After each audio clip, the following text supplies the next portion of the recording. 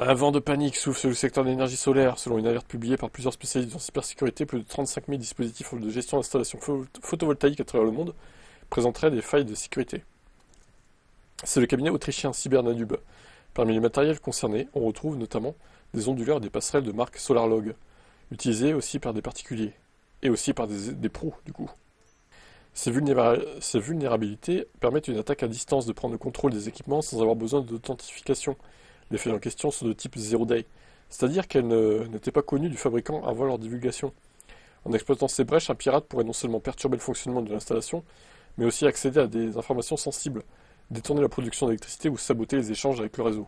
Ok, c'est pas très réjouissant.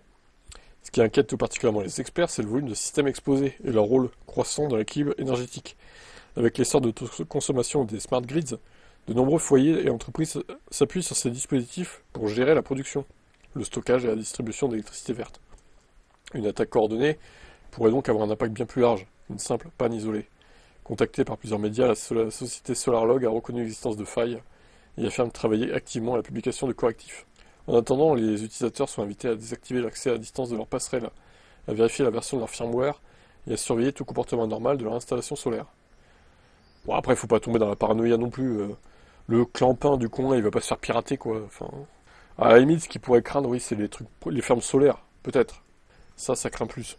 Mais monsieur Martin, qui habite en banlieue parisienne avec sa ferme solaire, enfin ses 3 panneaux solaires, je veux dire, il va pas être piraté, lui. Hein. Il n'y a pas une ferme solaire, justement.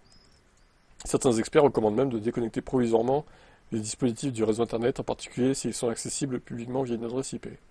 On ignore en France le nombre exact de foyers concernés, mais le matériel SolarLog est bien présent sur le marché.